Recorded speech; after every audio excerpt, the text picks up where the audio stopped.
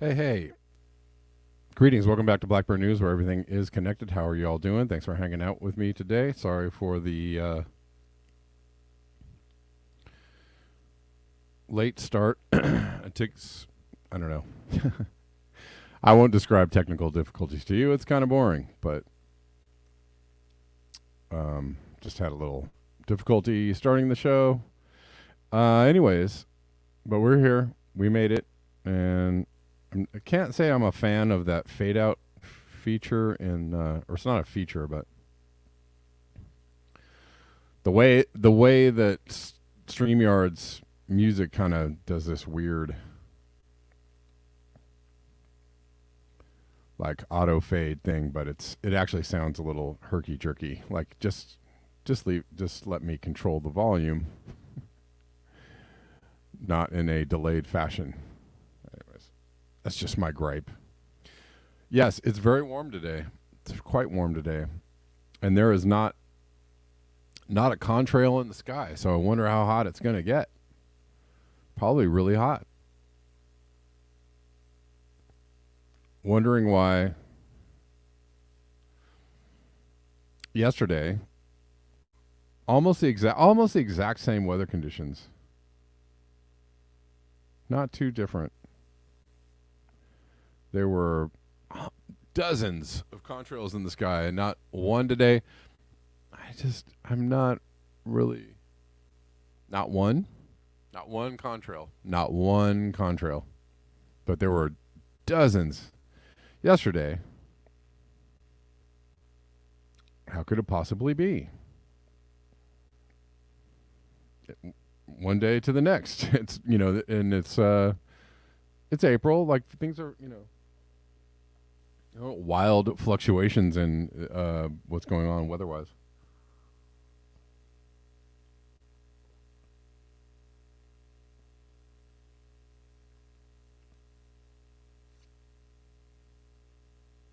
Anyways, good to see you.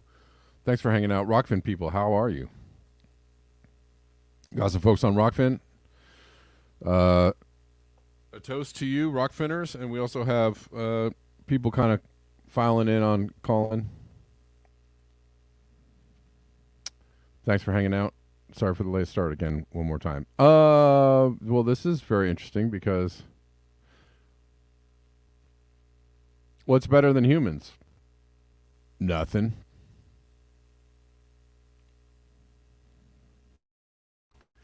I mean, it might be different atmospheric conditions, Poppy, but it's not. I'm having a hard time. I personally am having a hard time understanding. I don't know, that they would be so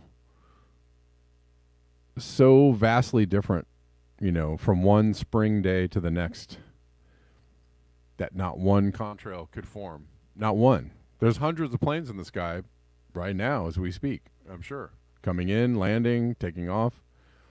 It's Friday. It's a busy travel day.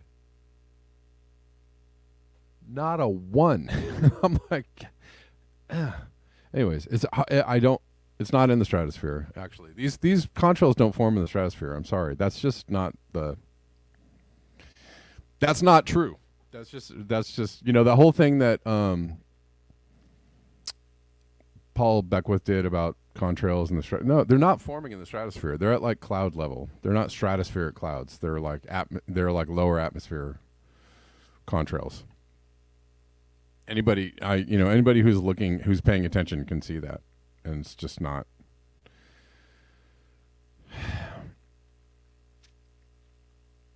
I just,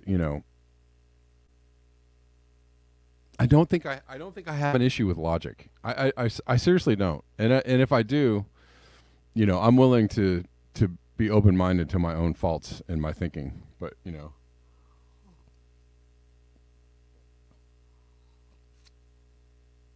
I'm willing to be open to the faults in my thinking. I feel like I'm making logical points. I don't know. Maybe I'm not. Maybe I'm wrong. Maybe I've got it all wrong. If somebody could explain it to me in a way that would make me go, oh, all right, sounds good, I would be like, cool, sounds good. But nobody's been able to explain it to me like that. Nobody's really been able to come up with a really good, solid explanation. That's all right, Scott Andrews. I mean, I'm just riffing. It's Friday. We're just talking about this and that. And I don't, it's Friday.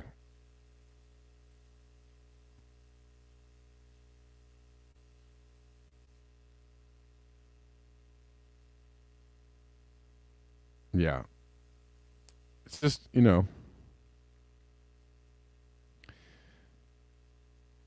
very, very similar weather. Very similar weather from yesterday to today. Yesterday, it was very warm, very quickly. Like there was a point in the afternoon where the temperature just went wham, wham, like straight up.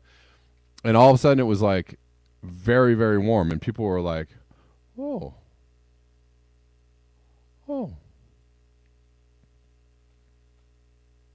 It is really hot today. It was really hot yesterday.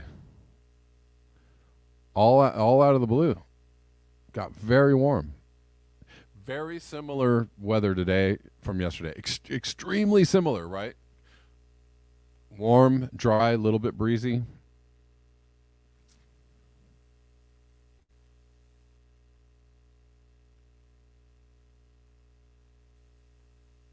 That's all. That's all I got to say. Anyways, Elon Musk is a speciesist, and he's proud of it. And, I'm proud of my species. I like my species. We're the best.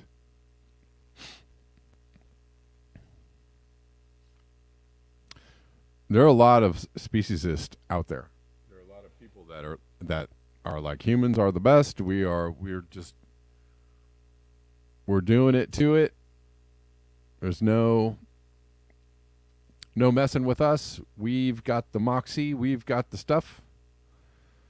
And don't let anybody tell you different. Okay.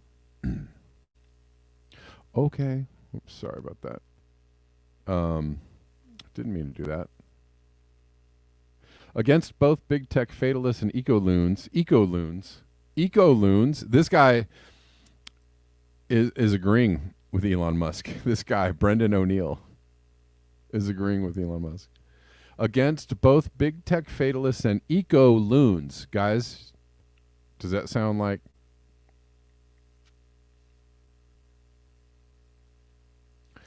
Do you feel like an eco-loon? We must stand up for the specialness of humankind. Oh my God, I don't even know if I can take this article. Elon Musk has finally confessed his prejudice. He has aired his bias for all to see. He has admitted that he is in thrall to an ism. Only it isn't racism or sexism or any of the other phobias that the woke left is always trying to pin on the controversial Twitter boss. It's speciesism. I'm a speciesist, he said in a chat with Tucker Carlson on Fox News. All right. I'm fully a speciesist, he stressed. That is, he believes in the moral superiority of the human species. I don't know if that's what speciesism means. So, I mean, fail. Speciesism isn't, racism and sexism isn't about moral superiority. It's just about superiority. I'm better than you. It's not about moral superiority. It's about superiority, straight up. I don't know about the moral part. A lot of people think that racism and sexism is immoral, right? Because it's about believing that you're better than somebody else. That's where so it's interesting that he put the moral in with superiority, because most people think that racists and sexists that it's immoral. that it's an unmoral thing to feel the racism and the sexism, to feel like you are better than somebody else. But somehow this dude, we're going to call him a genius, has put moral next to superiority in order to make you feel good about it. I see what you're doing. I see where you're going with this. He sees humanity as a unique life form possessed of a capacity for consciousness that no beast or machine is ever likely to experience. What a bigot. Seriously, though, it was a sweet relief to see someone as influential as Musk come out as a speaker. I mean, come on, man. Especially in a week when posh goons from, I mean, obviously this dude is a straight up, you know, on the right, you know, whatever. And we won't hold that against him. You know, whatever. I mean, I don't care about your political affiliations. I care about the things you think. The things you believe in due to your political affiliations. Especially in a week when posh goons from Animal Rising disrupted the Grand National on the basis that riding horses is a form of speciesism. I don't know. Treating one species as more important than others is speciesism, claim the bourgeois sentimentalists. And it's the same as discrimination. Yes, sitting on a horse for a few minutes is akin to refusing to give a black person a job, apparently. I mean, I don't know about sitting on a horse, but what about abusing a horse? What about killing any animal that you feel like killing because it's in your way? What about killing any animal that you feel like killing to eat?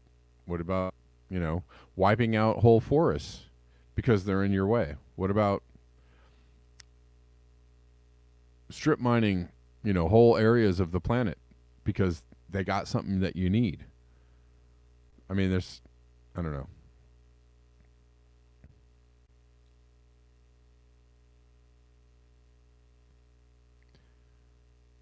From one speciesist, sitting on a horse in the face of such extraordinary moral disarray, such anti-civilizational self-loathing, where believing in the specialness of humankind has been rechristened a vile bigotry, it was great to see Musk celebrate speciesism. From one speciesist to another. Thank you, Elon. It was in the context of machines rather than beasts, technology rather than fauna. Wow. Technology rather than fauna. I mean, are you taking in the magnitude of this person's writing? That Musk let slip his speciesism in their two-part bromantic chat on Fox News. Carlson and Musk got philosophical. They mused over the potential consequences of artificial intelligence for humankind, the only truly intelligent life force we know of. What? Now, come on, man. I mean, not only is this person is delusional. The only intelligent life form we know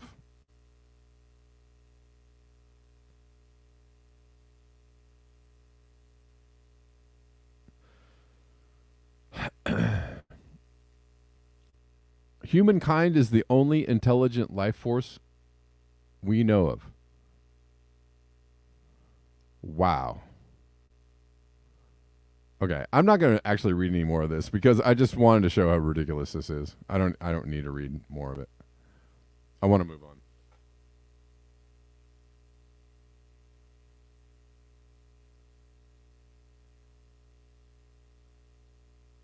Terry on Collins says biocentrism is a fundamentally anti-human bourgeois. No, it's not actually. How is it? I mean, aren't we part of the biosphere?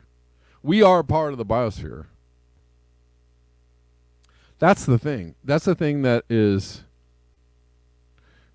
you know, people that say like, oh, if you care about the climate or care about the environment, you're anti-human. That's actually not true. You're actually pro-human Because if you care about it's like saying if you care about your house, like you're anti the person that lives in the house, right? Like if you just trashed your house, if you just took craps in your living room, wiped your ass, and left your your dirty tissue paper all over the floor, or left garbage all over the kitchen, peed on the walls. If you if you just took sledgehammers to your windows, because it was something that benefited you in the moment, right? I'm hot. I'm going to sledgehammer this window. I'm hot. Eventually, wouldn't it be that your house would not be a very nice place to live? I mean, I'm having a hard time with humans who are supposed to be the smartest and the most intelligent and the most, special. The most special humans can't think logical thoughts. And we're supposed to be the most special. All right. Yeah, please tell me more. Tell me more about how special we are. Unbelievable. Unbelievable.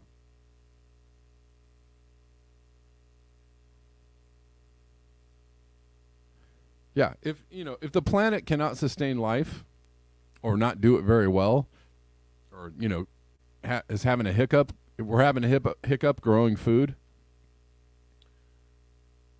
guess how many really super smart superior humans aren't going to make it? I mean,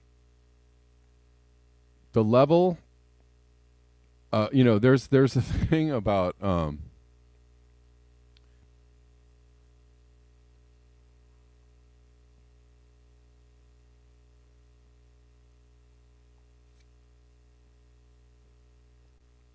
there's a thing about being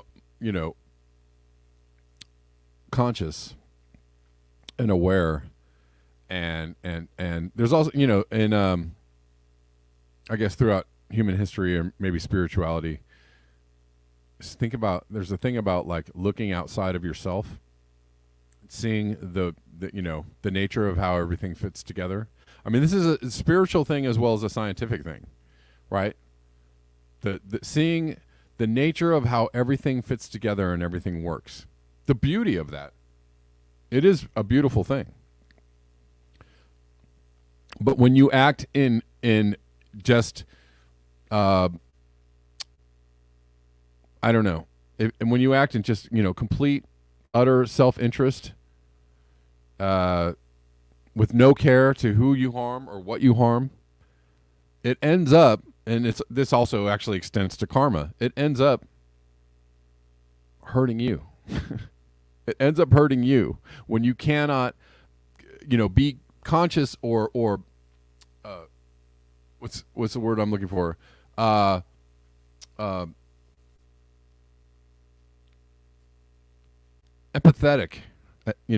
empaths. When you cannot be empathetic about other people and how they feel or how they might work or how their own their own well-being. When you cannot be empathetic with others, it ends up coming back to hurt you. And this is the problem that humans have. And this is the problem with any ism, speciesism, racism, sexism. You might benefit in the short term from something like that. You might benefit in the short term from something like that, but in the long term, not so much. It's wild. I mean, the delusion is strong. The delusion is strong with these.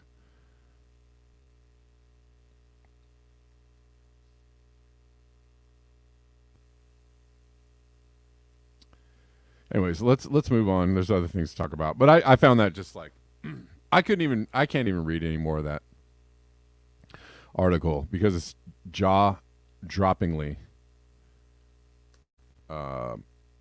moronic. That's all I can say.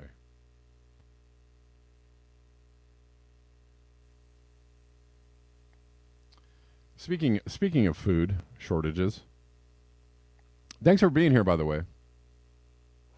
Appreciate you all hanging out. Should we stop using DDT? What?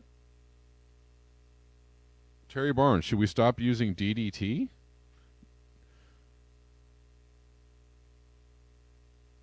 I don't even know what kind of question that is.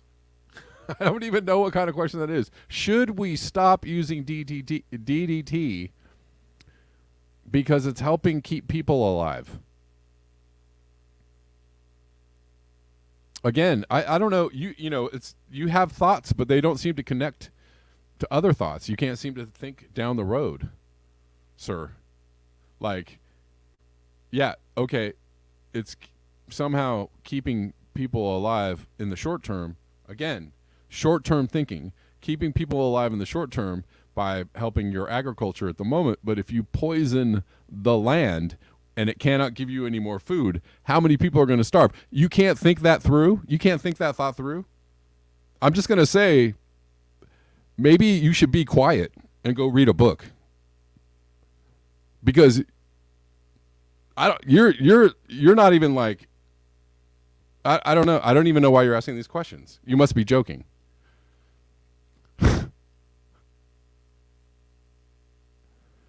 Are you 9 years old?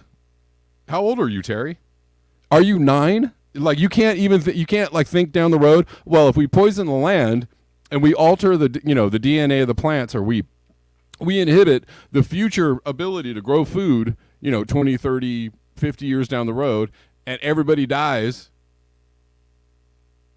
because we poison the earth, but it's fine for the short term.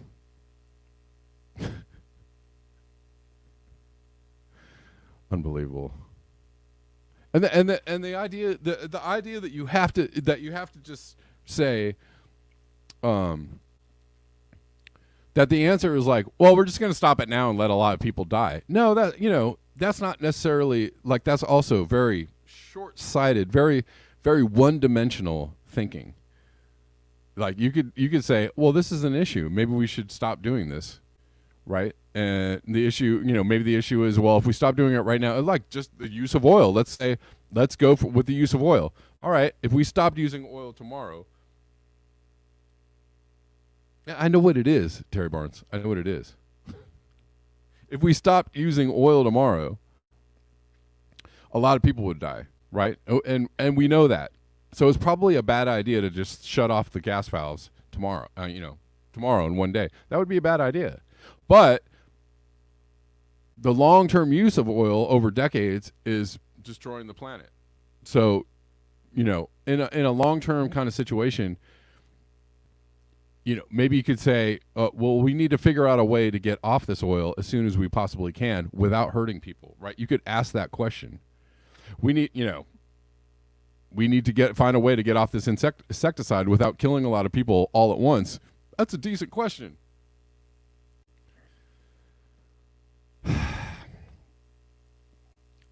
Think it through, man.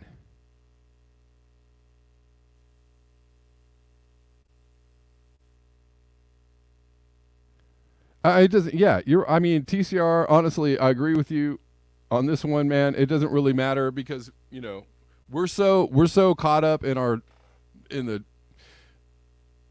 belief in our own intelligence and our own power. We're drunk on our own power. We're so caught up in it that we can't even see the brick wall that's about to slam us, super hard. And it won't really matter, when it hits you. Hopefully you feel no pain. All right. And so it begins. One of the world's largest staple foods is now too short supply to feed the most populous regions. Listen to what I am saying. And so it begins. One of the world's largest staple foods is now in too short supply to feed the most populous regions. Southern China, Southeast Asia, India, Pakistan watch the fallout on stock exchanges, especially as El Nino hits. This is from Fenrir. Fenrir has been rather doomy lately.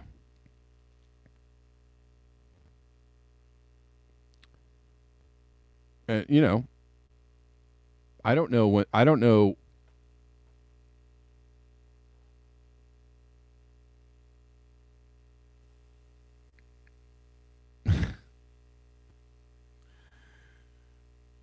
No, Terry Barnes, your belief in your own intelligence is dooming, the future of the planet to something very dark and miserable because you want a short-term solution to I don't know what. Because you believe it's just human beings advancing at all costs, no matter what the cost is. Which is, again, selfish and short-sighted, and also, in the long run, unintelligent.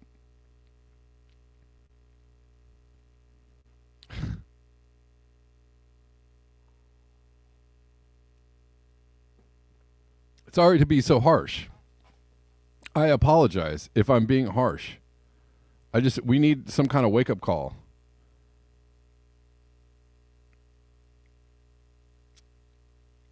To the way, to the what we are, who we are, and what we are, and what it is we're doing on this planet. I don't have all the answers, but probably the first thing we should do is recognize that we aren't all that we think we are. We are not. We certainly can do a lot of great things, and really fun, interesting things.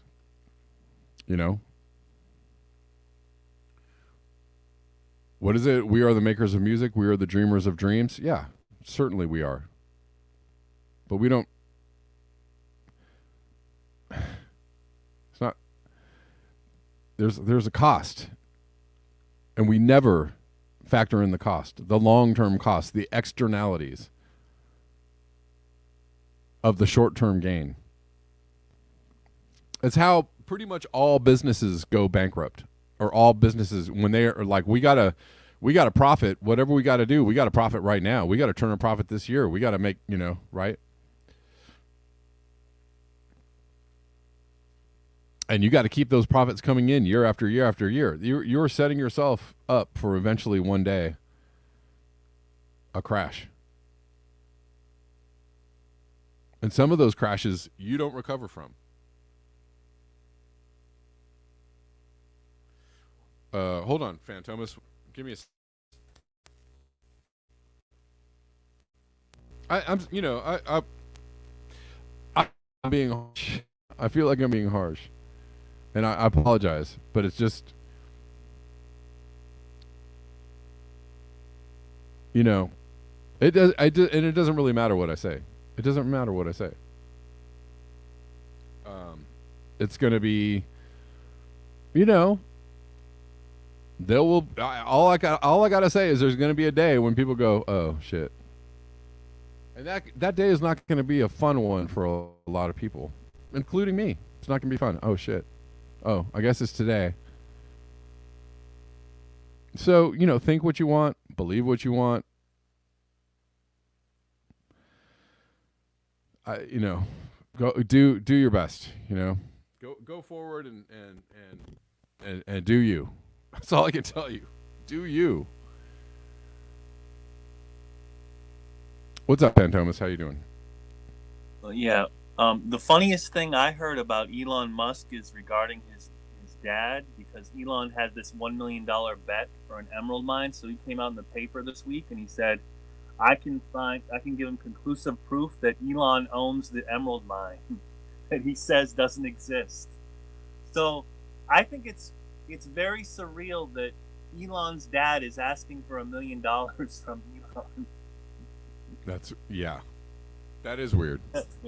Yeah. And the other thing that I find funny is that Elon has verified 3 people on Twitter and paid for their blue check verification. It's Stephen King, LeBron James, and William Shatner. Now, Kev, you're probably asking why those 3 people? Okay. Because those are the 3 people that said, I refuse to pay for blue verification Twitter. So he's decided he's going to foot the bill for those 3 people. What a philanthropist. I know.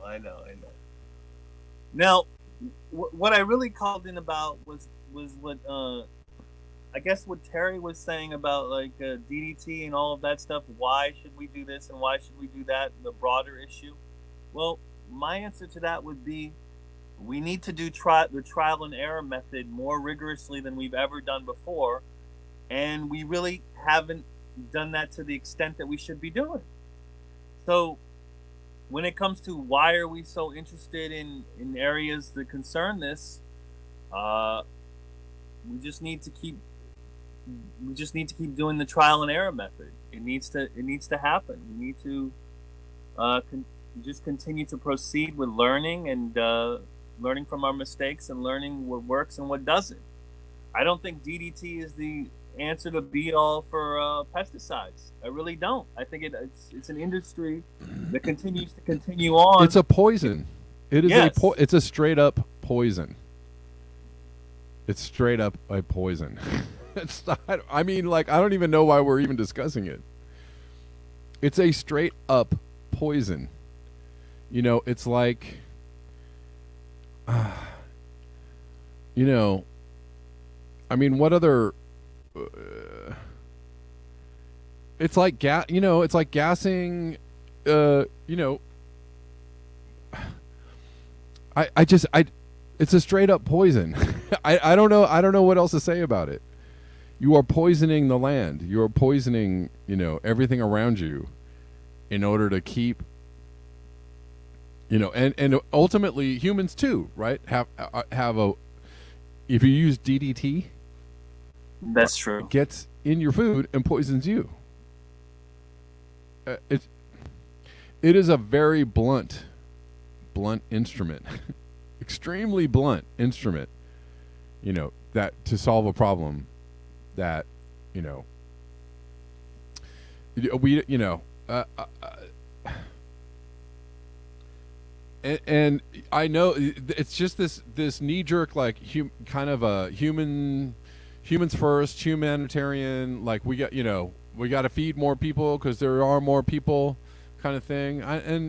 On one level I get that. Like, there's a level in which I get, okay, right, you know, people need food, but you could also solve this problem by offering people contraception. You could solve this problem by saying, you know, or you know, talking to people, right? You don't need to do a Bill Gates and try and vaccinate people and get, you know, to get them to stop having children. You know, you can there's lots of ways to kind of like keep populations from getting out of control, which is, it's not that hard. You know, but instead it's like we're fixing the problem by going, well, you know, there's more people, we need more people, we need I don't I want to know, where is the depopulation agenda? I mean, the entire world is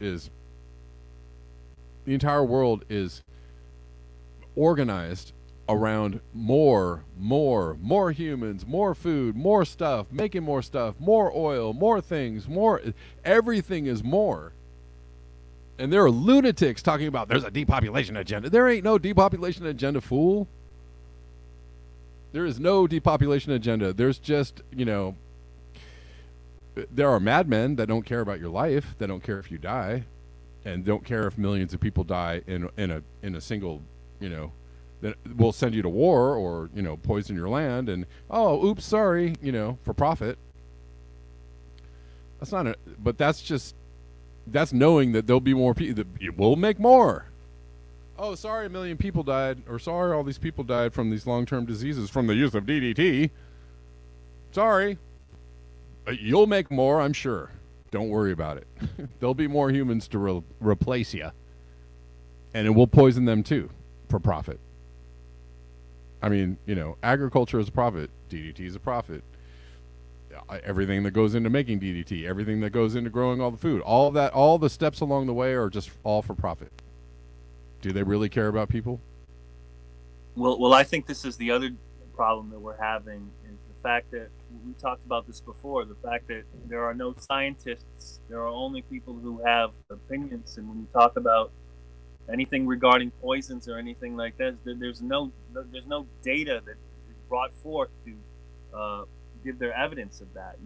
Well, we could start using this instead. Well, there's a reason why so many things are outlawed or stricken from the record from using in our society. But for so many people, they still like to push back on it. I don't know. I mean, I don't even know. It's hard to know where to begin with this, but like it just, yeah. Creative Experiments is in the chat says markets depend on new babies, right? We can kill you, we can desecrate the land, we can poison you, we can get you sick, we can oopsie you died, sorry, we can do all this stuff to you, but you'll make more. There'll be more people. There'll be more suckers to buy the stuff and for us to experiment on, but there's no depopulation agenda. Sorry, it's not a thing. But like, it's just ridiculous. Well, before I go, I just want to say that today is a day that marks the death of a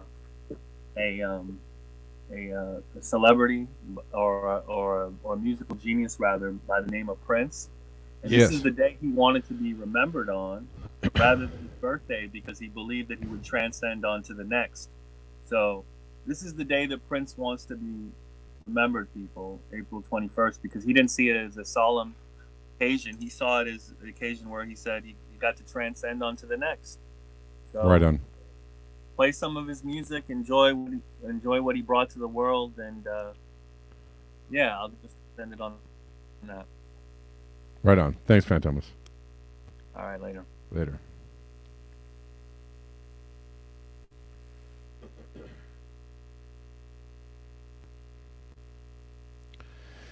Yeah. Oh, I mean, they hold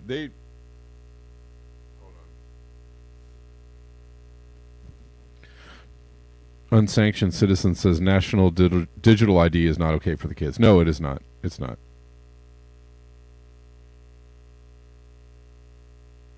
It's not.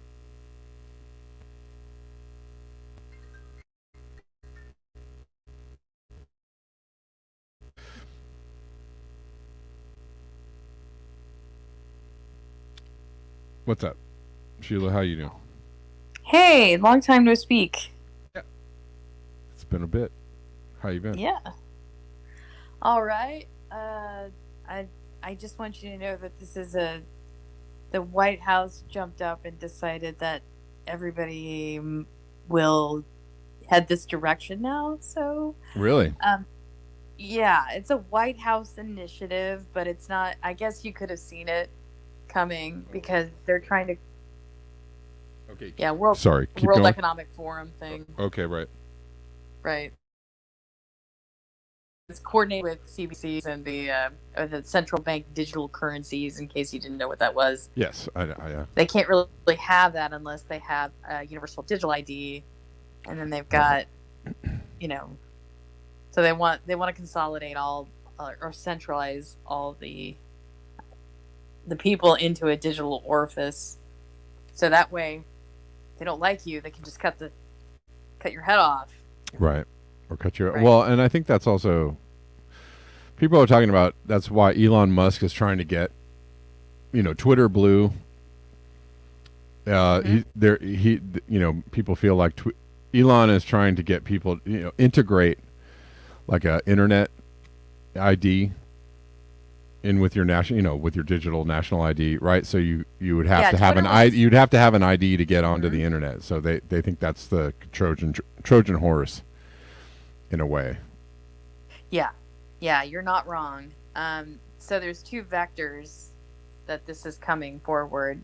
One is that it's compelled by the government to digitize IDs, like for TSA and all government services, that they have a digital component, and that may be voluntary, it may be compulsory, but they want to head in that direction. Sure. And the other vector is through compulsory regulatory conventions that are produced through, say, like the credit system and banking system. So if the banking system says, "Oh, well, this is just this new regulatory thing you got to do," Right. If you want to have a bank or use a bank, now you got to have a digital version of your ID, and you don't really get a say so in it. Right. So whatever you give them, they just automatically convert it into a usable form of token that they can apply to any vector of digital finance that they want. And don't forget, Elon Musk is the papa grandpapa of PayPal.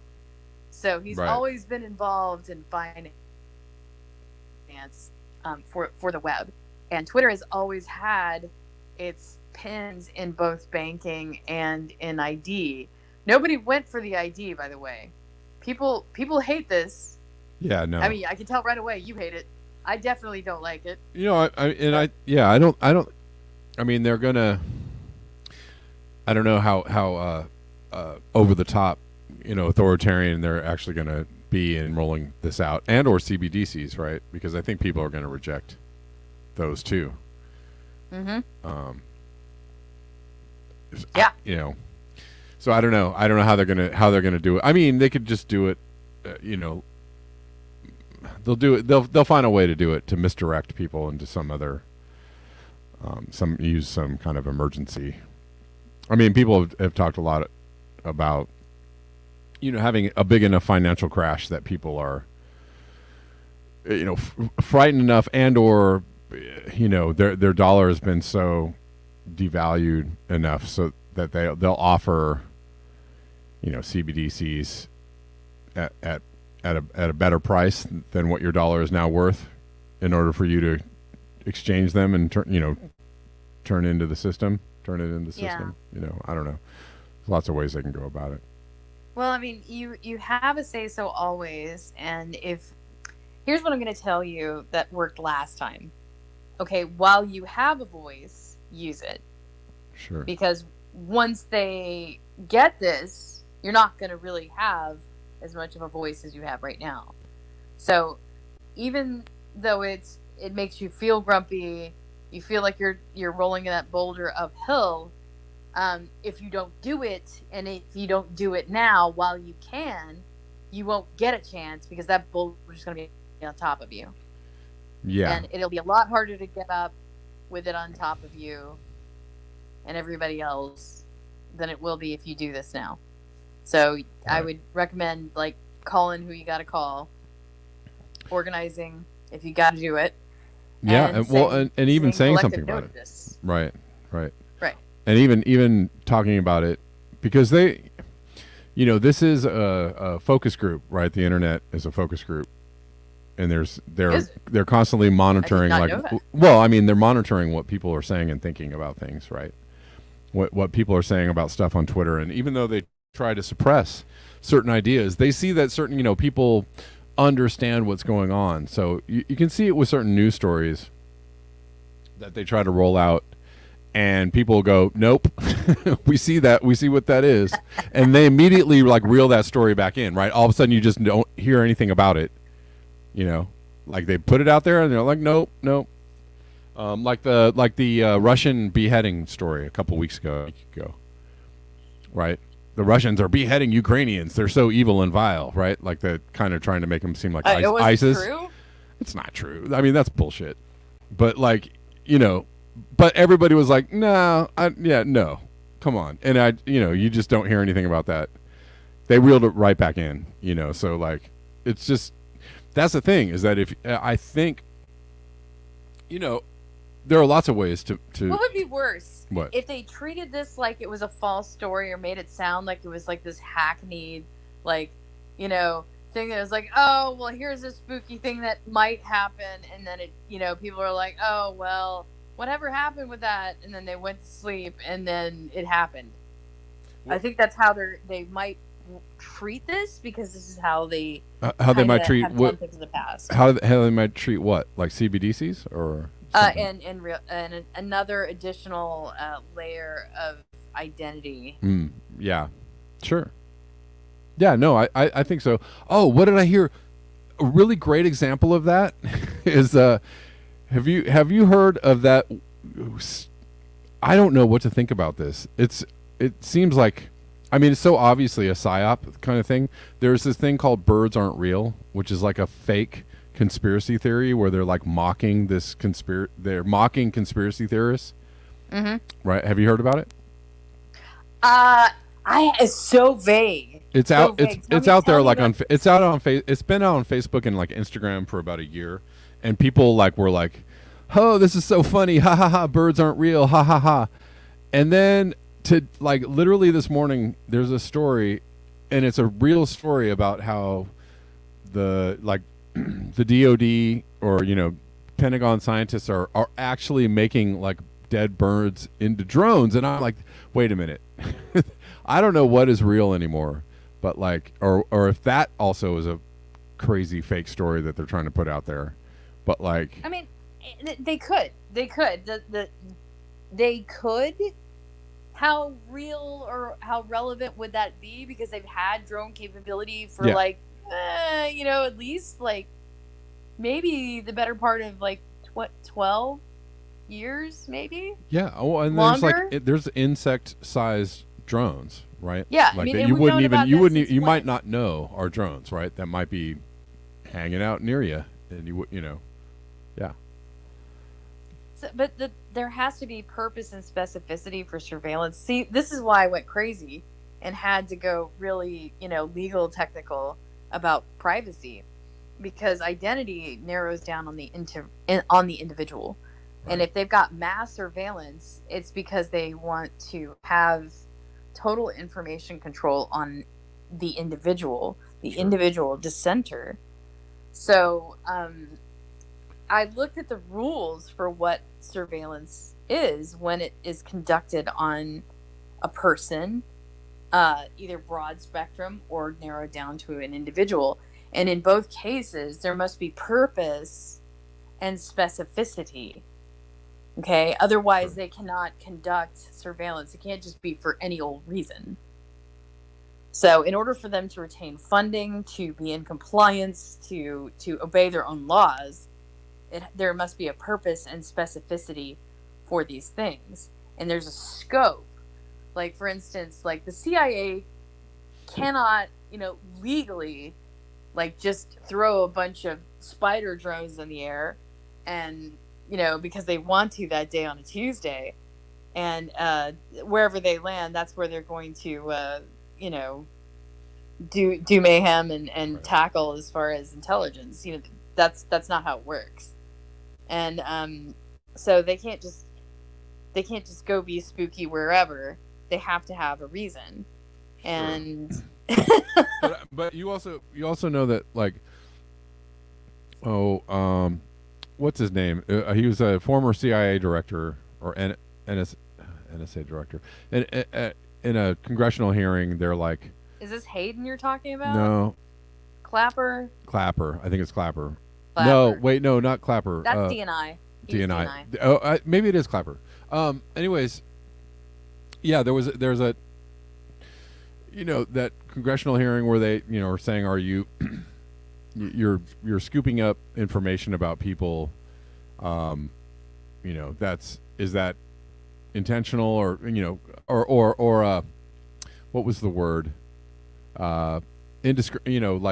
just haphazard, like oopsie, yeah, like indiscriminate. Yeah, oopsie, we collected this information. Yeah, it's incidental. Incidental on accident. We might have. So I mean, there's always like this. I don't believe for a second that anybody's operating under compliance or within the framework of the law, right? Because there's always a retroactive, plausible reason for them to do. At the time we thought it was a security threat or they were doing this or that, right? So I mean. Well, maybe they have to do that, give an appearance of following the law in order to. No. I don't know. I think that legally they want to stretch, and they're going to see how much you'll tolerate. So to hear that makes them to hear you say that makes them happy, because the legal the legal acceptance of an invasion by them that's not legal, it means that you'll accept it. And so what you have to really kind of, if you are who you are and you are against this, you have to say it is unconditionally wrong and there is an absolute boundary they should not cross. Right. They should obey the law. They should not do this against their own citizens. And if they do, they should be held accountable. They should lose their funding. They should, lop off a few departments. Right. Face some kind of consequence. Right. I mean, if you let the kids just run around with no pants on, something bad will happen. Right. You follow me? Yeah, for sure. I mean, they're still people. If you give them latitude to do bad things, and then you say, well, they have latitude to do bad things because they did bad things. No, that means that there was no discipline, no functional discipline involved from leadership. So you go to leadership and hold leadership accountable.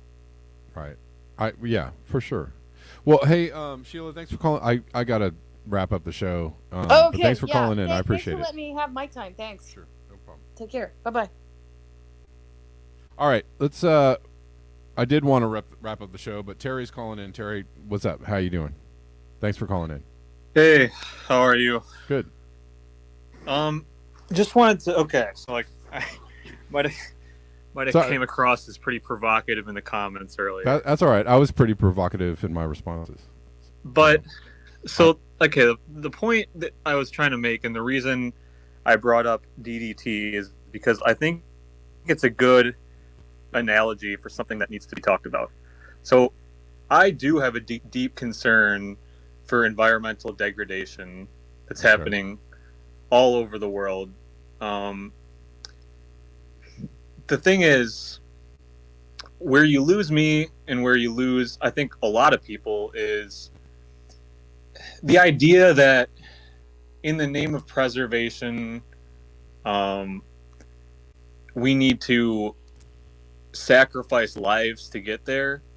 I think that's too much to ask, and I think it's beyond the pale a little bit. Okay. But the thing is, so Terry, this is I don't know what else to call it. A meme. This is an idea that people have. A lot of people, they might be on the right, or they might just. Who knows where they are? I don't know. I can't call everybody that thinks this way a right winger or a conservative. But it seems to come out of a particular libertarian, a particular it's a particular narrative, which is, I care about the environment so much that I want to sacrifice human life. And that is fundamentally wrong. I mean, that's an assumption of the answer that that people are trying to put forward, and I think it's also damaging to the ability for a lot of people to understand even the nature of the problem. So it is not, people are not saying, humans got to go for the environment, like in a way that's like, well, they got, who are you going to kill first? That kind of idea. It's just, that's not what people are saying. People are saying, this is a problem in the long term. What we are doing to the planet and the things that we are doing to enable 8 billion people to survive on the planet ultimately will actually enable the death of billions of people on the planet, right?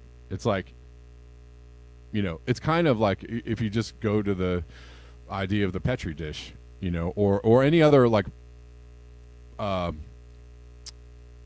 environment setting where there's one animal has taken over the environment to the extent that there will no longer be enough resources and or capacity of the area to keep feeding this doubling, tripling, quadrupling population, right? Whatever carrying capacity. I mean, yeah, it's carrying capacity, right? So Exactly.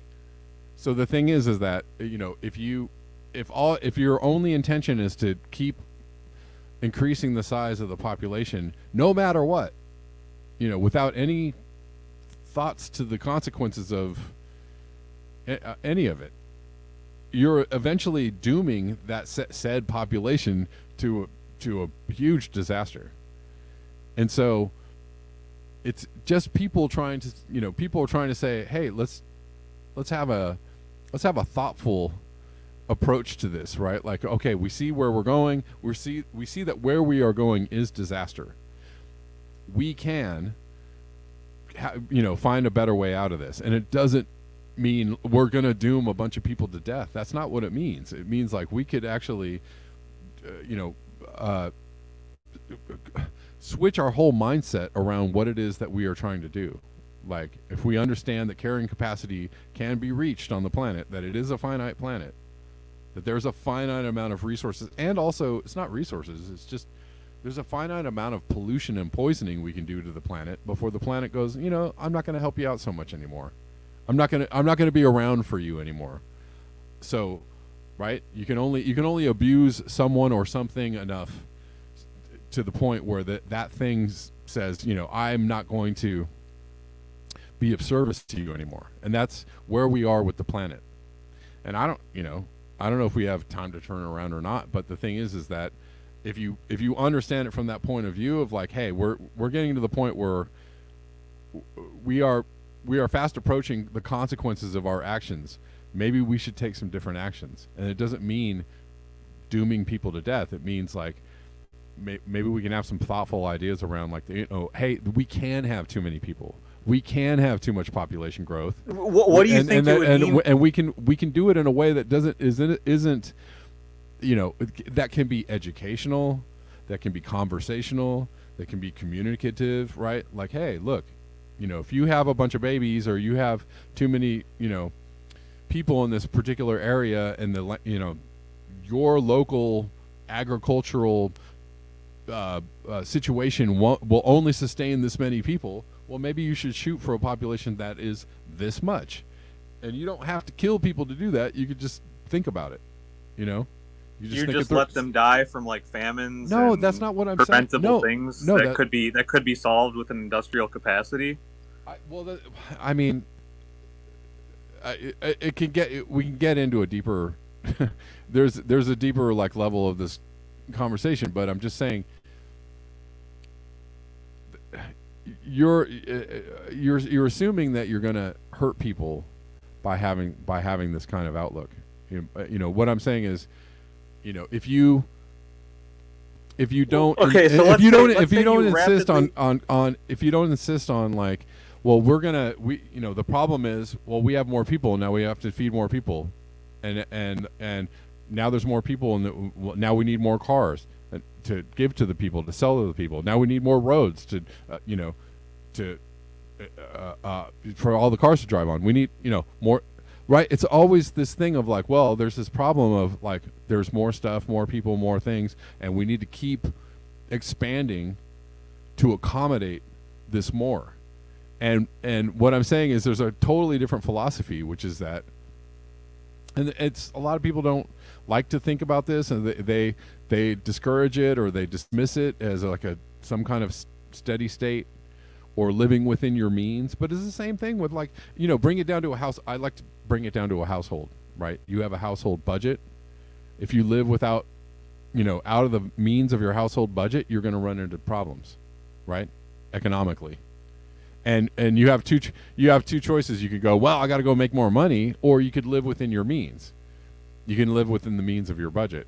And some people, you know, we live in a society that teaches you that to do without, to sacrifice, in order to, you know, be okay financially or not stress yourself out, is the wrong way to go. No, you have to go, you know, you should absolutely just go out and make more money so you could have all those things, you know. And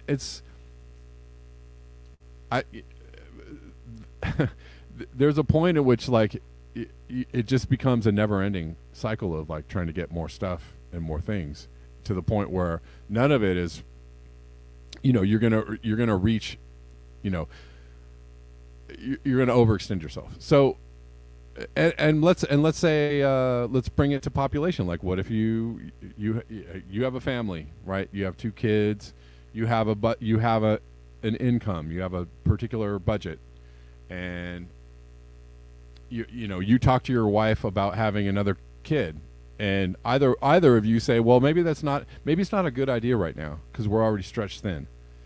Like, the wife's at home with 2 kids. Yeah, but if and I she's accidentally get my wife pregnant, I'm not going to let the kid starve. No, that's not what I'm saying. That's not what I'm saying. I'm just saying you can plan to not have another kid. Yeah, you can have an accident. Fine. There's no. It's okay, to have an accident. But the thing is that if you understand that having another kid would stress your wife out or stress your life out, in a big way, you might be careful.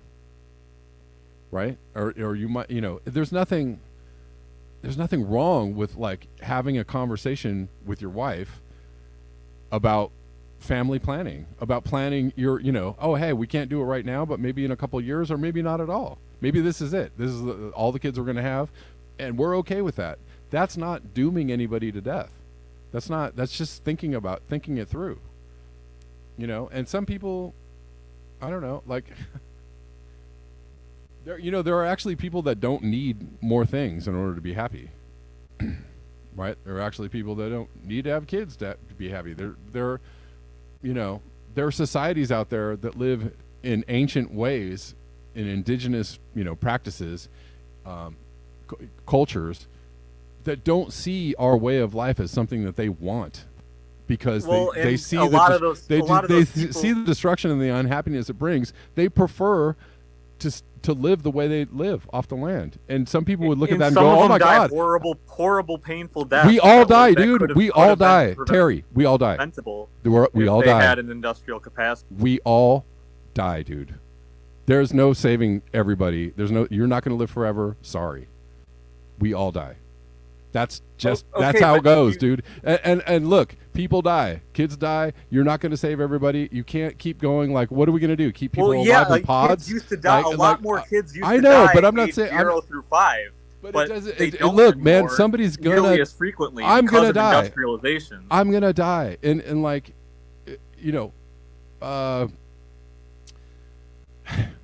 people. It happens, man. You can't save everybody. You can't save everybody. You have to allow for nature to take its course sometime. We can't fix every problem. We're not going to live forever, dude. We're not going to live forever. We're not going to be 10. We're not going to make it to 10 billion people. I can tell you that much.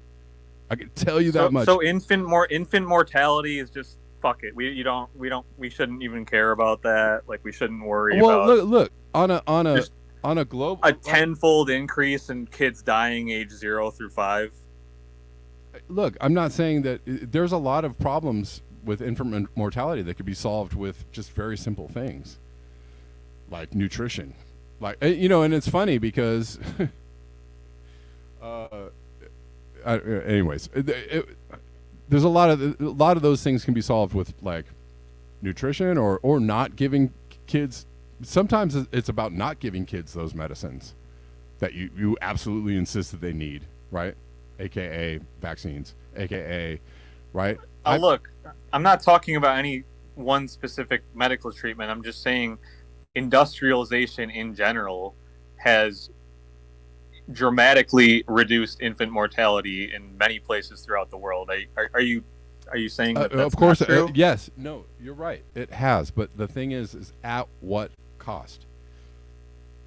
At what cost? There's an environmental toll associated with industrialization, sure, but the biggest problem we face today in the world is not necessarily growth just inherently. It's uncontrolled growth driven by profits. There's a difference. You can develop in a way that minimizes uncontrolled growth in the natural world. Uncontrolled growth, and that is exactly what I just talked about. Uncontrolled growth, like you know. I don't mean growth in human population. I'm all of it. It's all one. It's all one. It's all one. Industrial capacity. It's all one.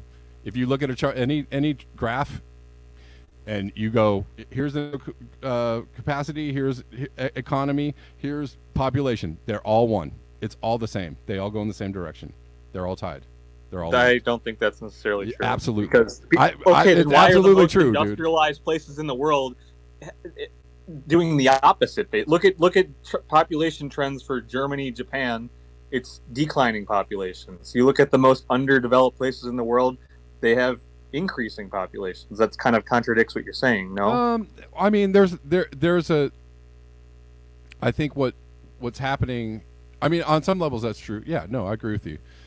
But I think part of what's happening in the Western societies is not just. I mean, part of it is that people make more money and they're educated and they choose to have less babies. I mean, but in all these societies, if you actually read articles talking about how their populations might start declining, they're all filled with alarm. All of them are filled. What are we going to do? If our population declines, that means our economy is going to decline. We're going to have to, Elon Musk has actually said we need to start making more babies because we're reaching the tipping point where population might go backward due to various reasons, not just Western economies, but due to like fertility rates dropping, due to just the thing I was talking about, pollution. You pollute the well so much that everybody is polluted, and then that's leading to fertility rates dropping. Through our consumption, through our lifestyle, that's adding to the issue. But all of the places that talk about the future declining populations all are filled with dread. Why? Because if your population declines, your economy absolutely has to decline because your customer base is going away. So they, it is very, very tied. It's very much tied together. It's very much tied together. And I don't actually have I don't have a problem with populations declining and economies declining. I have no problem with that at all. I think that's great. I think it's great. I think it's what we need. I know it sounds backwards. I know it sounds wild. It sounds, crazy. It just sounds anti-human to me. Or it's pro-human. Actually, if you look at it from my view, it looks pretty pro-human. If we try to get if we assume that we're going to go to 10 billion people and then we reach a tipping point where we have destroyed the biosphere to the point where it can't sustain us, what we get is a huge die-off. Billions of people dying, and that's horrific. That's anti-human. Is continuing to go forward into destruction. That's anti-human. Pro-human would be going, you know what? Everyone could actually live in a world of abundance and happiness, and nobody would want for anything if we realize that maybe 1 billion people on the planet would be the optimal number, and we just slowly walk back down the stairs. What is that number based on, though? What is that number based on? It's a number. There's lots of theories on like what the most sustainable number of population is. Some people think it's 500 million. Some people think it's a couple billion. I don't know. I don't know what it is. But let's just say, for argument's sake, let's say, hey, everybody would have, lives of plenty if there were 1 billion of us. That doesn't necessarily mean like, well, let's kill the other 7 billion. No, that means like, all right, well, how do we get there from here? What do we do? Survival of the fittest, baby? Why does it have to be that? But why does it fuck you if you can't? Why does it have to be that way? Why don't we just I don't think it has to be. But that you're way, saying, but you're saying, like, again, we're rapidly divest from like our main energy source. But you're assuming what that means is that you're assuming a lot of people are going to die in the process. I mean, no, you're assuming that really no other way of looking at it. You're assuming that you're just going to pull the rug out from people while they're alive. That's not what I'm saying. You're fundamentally misunderstanding what I'm saying. You're doing really. You're really trying hard to misunderstand what I'm saying. Because what I'm saying. Okay, that's not what you're saying. But some people are saying. A lot of people are saying that. But that's not. We got no fossil fuels by 2030. Okay. Yeah. I've heard that a lot. Yeah, you have, and that's ridiculous. That's a ridiculous thing to say. because how you get there from here, nobody has a clue. Even if you said we're going to get off fossil fuels by 2050, it's ridiculous. But the best way to get off of fossil fuels is for people to acknowledge, I don't know, try and maintain a lower resource lifestyle. And maybe people get together and decide, communities get together and decide, like, hey, look, and I'm sure there'll be plenty of people go like, hell no, you're not going to tell me what to do. But like, maybe people get together as communities and go like, look, let's try and tone it down a notch with the babies. Maybe one kid or two kids is cool. Maybe that's better for us in the long run. And it doesn't have to be like a top-down authoritarian thing. Maybe just people decide that, like, hey, look, having less babies is less strain on resources, finances, everything. And we also don't need, 3 cars. We also don't need. I mean, I don't know how to. Everybody loves. Everybody wants to be wealthy and own everything they could possibly own, and that's the society we live in. Is we've been taught that that's how you live, and that's how it's done. And if you don't want to do that, there's something wrong with you. But honestly, like, I'm a person who I don't need all the stuff. In fact, I desire less stuff in my life, and every day I'm kind of like looking for a way to like remove things from my life because I don't need all the stuff. It just it's too much anyways. And what if people started realizing, like, hey, maybe growing your own food's not a bad idea. Maybe not having. Most of the world barely has their material needs met. I mean, that's most of the world right now. And is it really our place in the industrialized core? I'm assuming you live in the U.S., right? Yeah. To tell them to restrict how they're allowed to develop when we got to develop at a time when it really wasn't much of a concern. I get the argument, but I don't. It's just, again, it's kind of like you can't. There's no way. I mean, even if you could say like, oh well, we can't tell them how to do or what to do or how to live or how much they should have or what their standard of living should be. Okay, that's fine. That's fair. But I can assure you that everybody on the planet insisting that they have a Western, an American or European standard of living is surely going to destroy the planet just as quickly as anything else. And God bless you on your journey to finding that. But like, I can tell you that's not going to happen. It's just not going to happen. It's not physically possible for that to happen. It's not physically possible for everybody on the planet to live a Western standard. It's not physically possible. It's never going to happen. It won't happen. And in fact, the best thing we could do is agree to disagree. Western societies should adopt indigenous ways of living. Western societies should look at other cultures and how they live and adopt those ways of living instead of the other way around. We've got it backwards. We're trying to export our way of living as the best and what everybody should aspire to, and that's fundamentally not going to happen, not going to work, and not even good for the planet. What would be good for the planet is if we went, how do these cultures live? They seem to be perfectly fine, growing food, tending fields, having their kids. Look, not flying all over the world and not I live owning next to a reservation, okay, and they're be more than happy to have some economic development in their culture. But and there was society. a time. So there was a time. I think let's. I don't think you might have. You don't speak for those people because you live in an industrialized place, so you don't know what it's like to have to go without it, right? You're right. I don't. But not always pleasant. It's not always pleasant. You're right. But I think what I'm saying is, that people can be happy with. People can live comfortably and be happy with quite a lot less than people in Western societies have.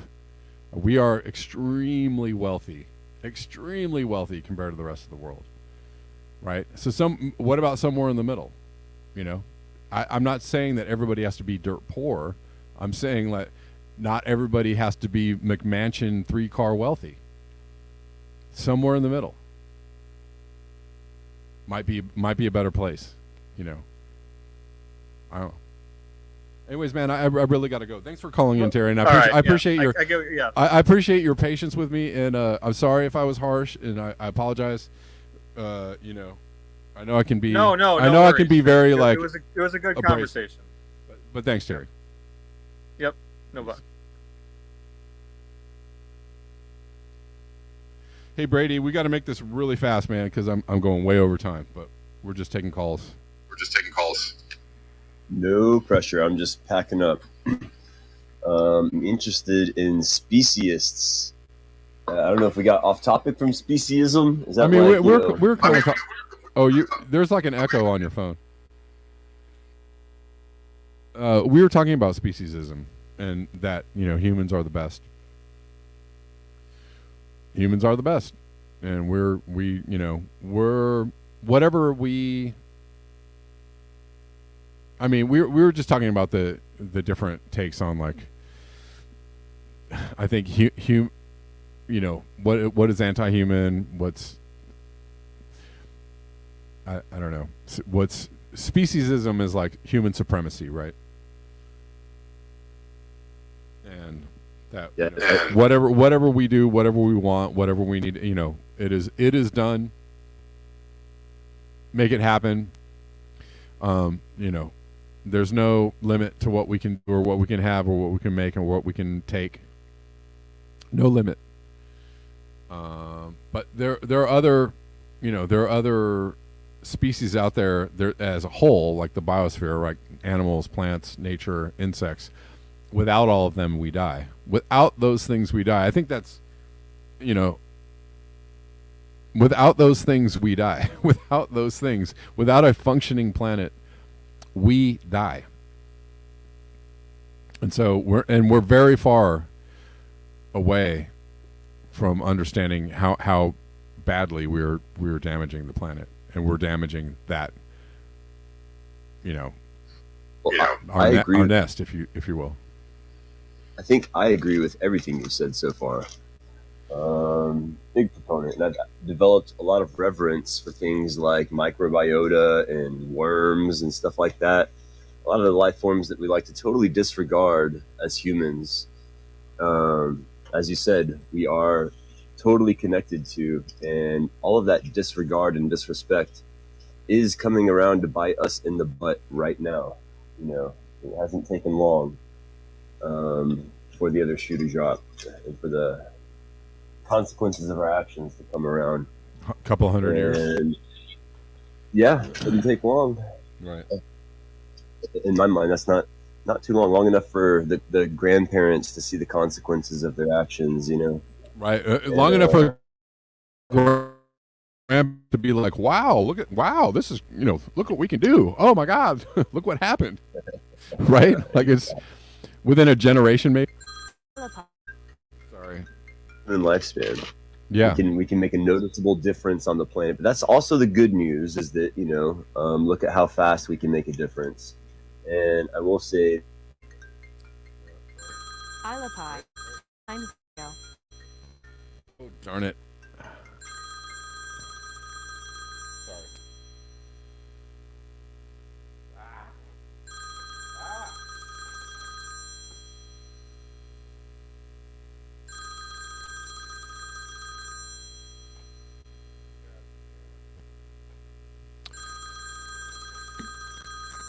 Sorry. Sorry.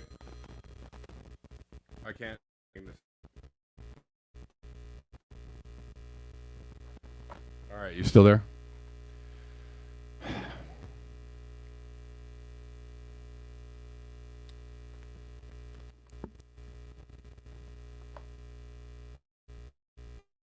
Brady, you still there?